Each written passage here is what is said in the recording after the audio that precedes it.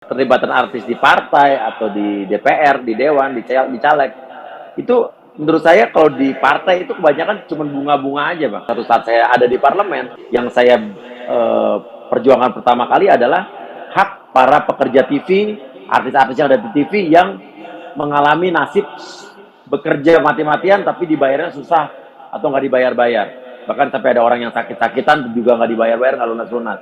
Bahkan sampai ada artis yang meninggal dunia juga nggak lunas juga pembayaran.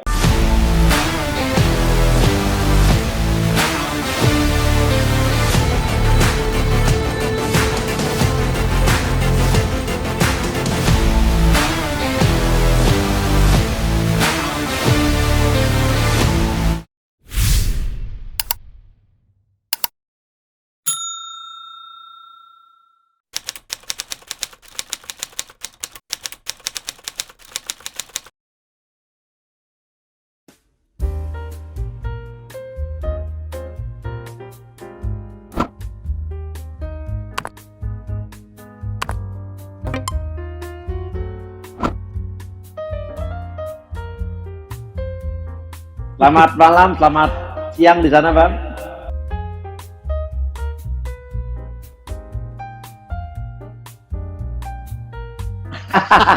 Saya justru lari dari kenyataan, Bang. Saya sudah puluhan tahun mencoba menjadi artis di Indonesia, tapi ternyata sama Rasman dibilang saya bukan artis. Mencoba lari dari kenyataan dan meratapi nasib saya, Bang. Saya berada di Indonesia, saya sedih, jadi saya terpaksa kabur ke sini untuk mengadu nasib di sini. Siapa tahu di sini bisa jadi artis, Bang.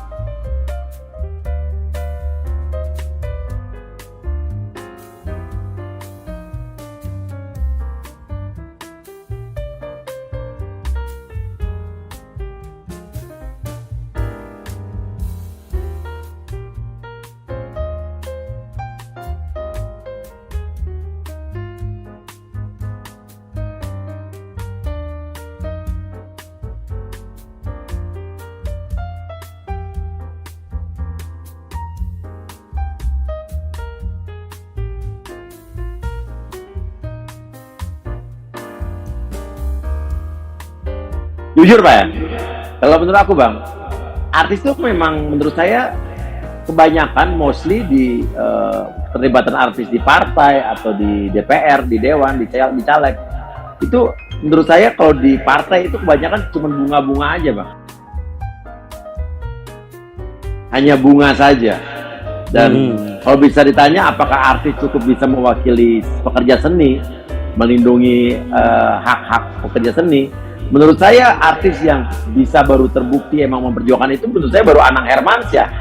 Walaupun di periode ini dia tidak lanjut lagi.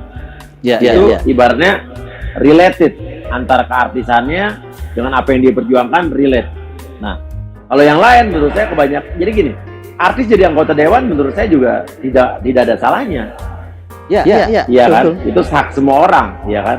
Tapi bagaimana saat artis itu sudah terpilih, karena kan ini dia harus mempertanggungjawabkan masa-masa pemilihnya. Jadi kita harus akui artis itu memiliki elektabilitas yang sangat tinggi, karena popularitas pun, walaupun popularitas pun orang populer tapi belum tentu memiliki elektabilitas ya. Nah, jadi tanggung jawab moral dari artis yang terpilih menjadi anggota dewan, biar bagaimanapun ya dia harus punya isi kepala, otak, pikiran, tenaga, jiwa raga ya untuk memperjuangkan ya masa-masa pemilihnya, perjuangan rakyat, memperjuangkan hak-hak ya seniman pada khususnya, tapi rakyat Indonesia pada umumnya. Nah, kebanyakan tapi saya lihat artis-artis yang bersuara di DPR juga saya nilai cuman beberapa ya, Bang. Kayak waktu itu Anang Hermansyah memperjuangkan musisi, ya kan? Ya. Terus kalau kita bilang lagi artis-artis yang di DPR juga cukup kelihatan nongol. Eko Patrio gitu ya, oke dia Krisdayanti banyak bekerja gitu ya. Tapi yang lain-lain menurut saya sih ya gitu-gitu aja ya, Bang.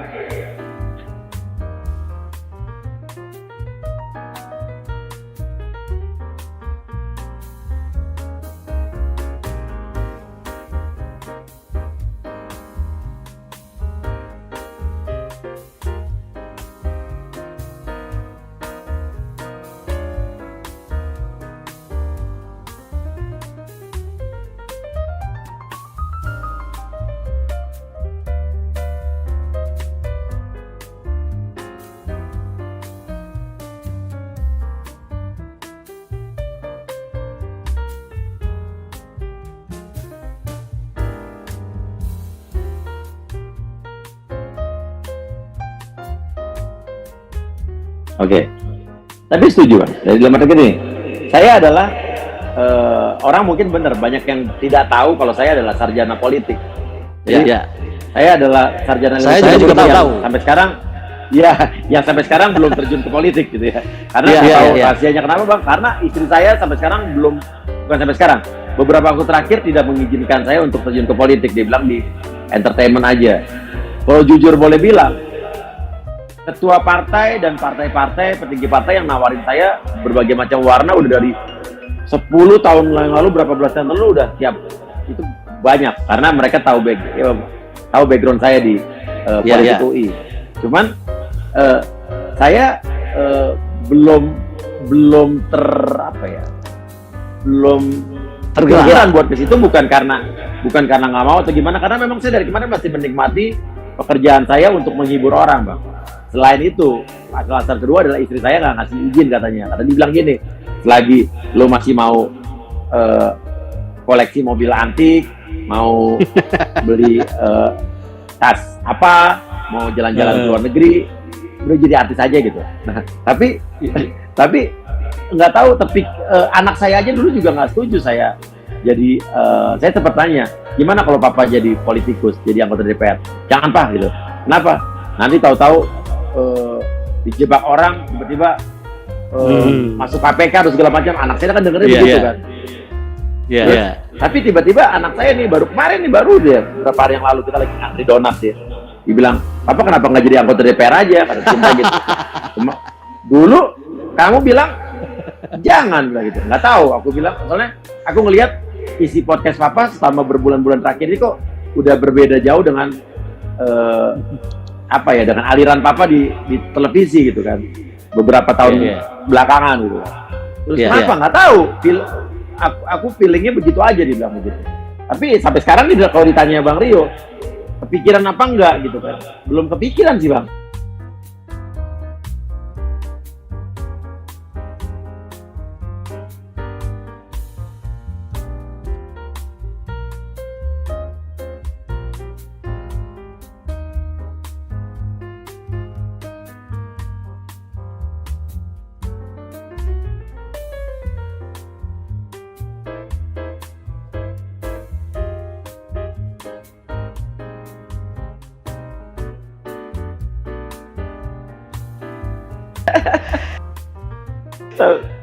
Tapi Bang, menarik juga nih. Kayak tadi Bang Rio bilang saya egois. Mungkin benar. Tapi tanpa saya sadari, sejak awal tahun ini, sejak Februari ini, YouTube saya berubah jadi podcast. Yang isinya sekarang saya lebih membahas ke masalah hukum, politik, sosial, dan lain sebagainya, ekonomi, masalah-masalah hukum gitu kan. Yang secara AdSense, secara pemasukan jauh di bawah pemasukan saya atau AdSense saya untuk urusan entertainment, untuk urusan prank-prankan, urusan entertainment gitu kan, reality show. Tapi tanpa saya sadari, saya menikmati ini, walaupun apa yang saya lakukan juga penuh resiko, karena pasti saya akan dibenci banyak orang yang tidak suka dengan yang saya suarakan, dengan dimana orang-orang cerita atau curhat ke saya tentang masalah-masalah hukumnya, masalah-masalah masalah hukum ya tentunya. Ya. Dan saya dalam zona yang tidak aman sebetulnya sekarang. Ya. Tahun-tahun sebelumnya saya ada di zona nyaman, tapi itu juga bukan keinginan saya, itu terjadi dengan sendirinya.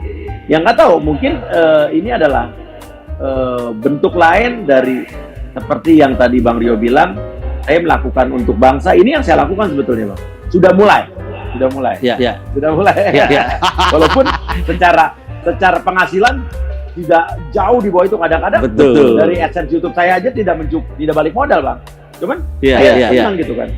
Sampai Ya. istri saya sempat bilang minggu lalu, nggak tahu kenapa kok gue bangga ngelihat lo ya, dibilang gitu kan. Lo yang sekarang tuh walaupun gimana tuh lo ngomong satu hal yang bisa lebih serius, walaupun dengan lebih santai, nggak tegang-tegang amat, tapi lo bisa bawain dengan santai gitu kan. Saya senang dulu sedikit dipuji sama istri saya gitu kan. Dan saya baru berpikir, iya juga ya, saya mulai melakukan hal-hal seperti ini gitu, yang sebetulnya secara duit juga nggak ada, Bang.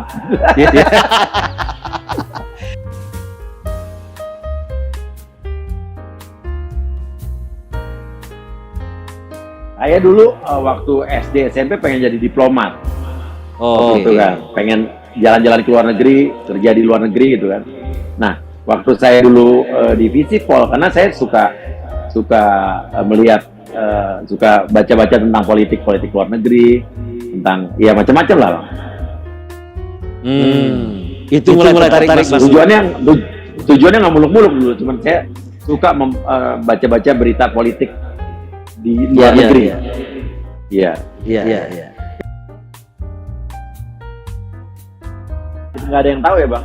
Siapa tahu misalnya nanti suatu saat saya ada di parlemen, saya tidak akan menjadi anggota dewan yang cuman artis ikut-ikutan doang, tapi saya nggak mau jadi artis yang melempem.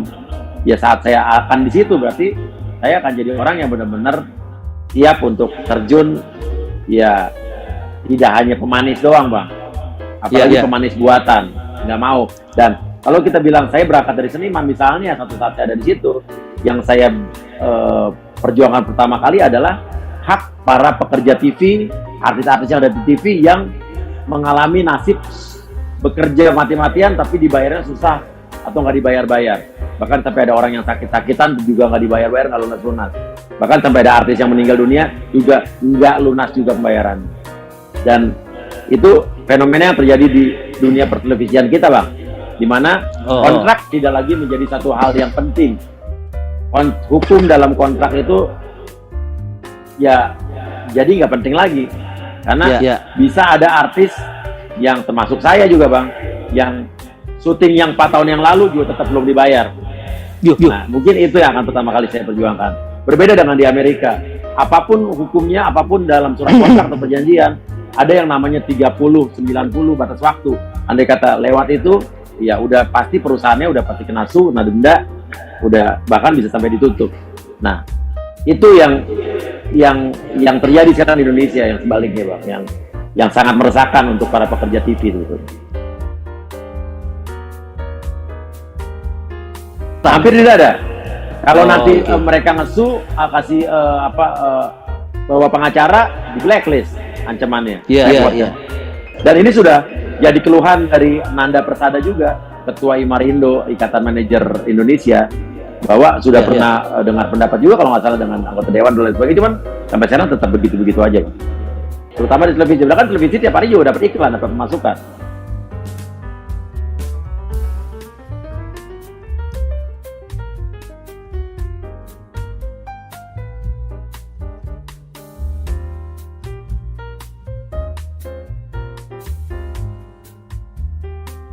Yang 500 orang lainnya yang main aman, Bang. Yang main aman dan di zona nyaman.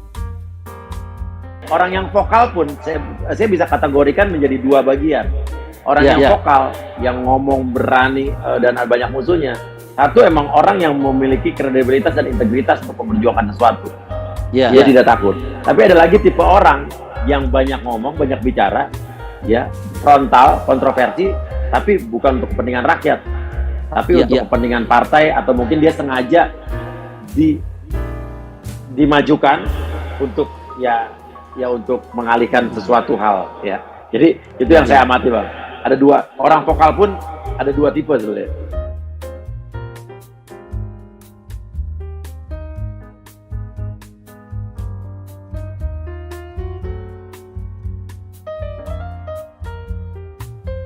Ya pemilihnya lah.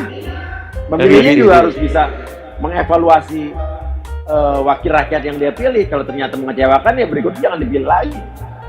Dan ya anggota dewan, namanya kan Dewan Perwakilan Rakyat. Jadi dia harus mewakili rakyat, harus bersuara.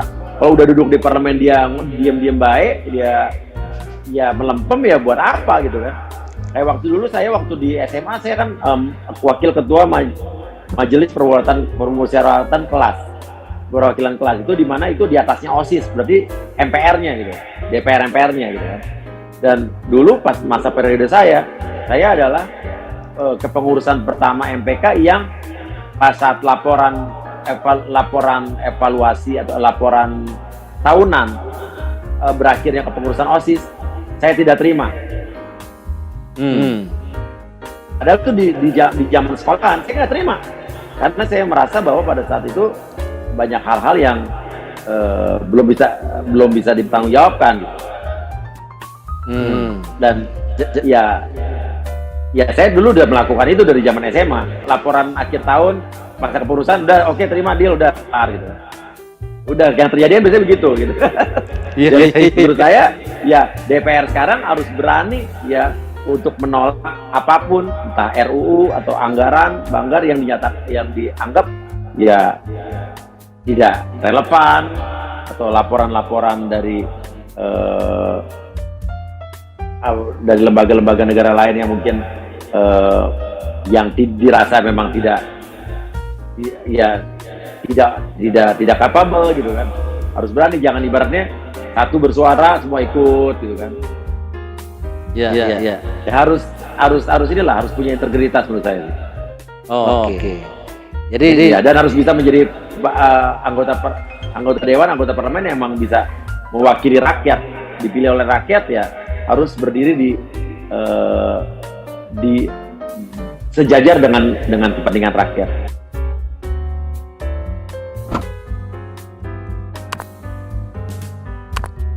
Ya akhir bulan itu, awal bulan depan ini saya September akhir atau Oktober saya udah balik ke iya.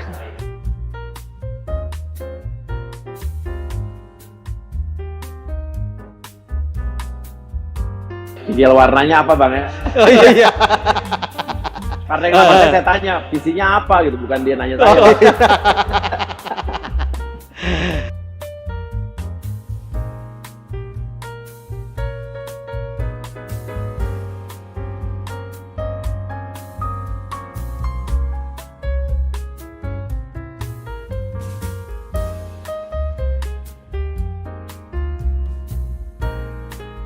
Waalaikumsalam warahmatullahi wabarakatuh.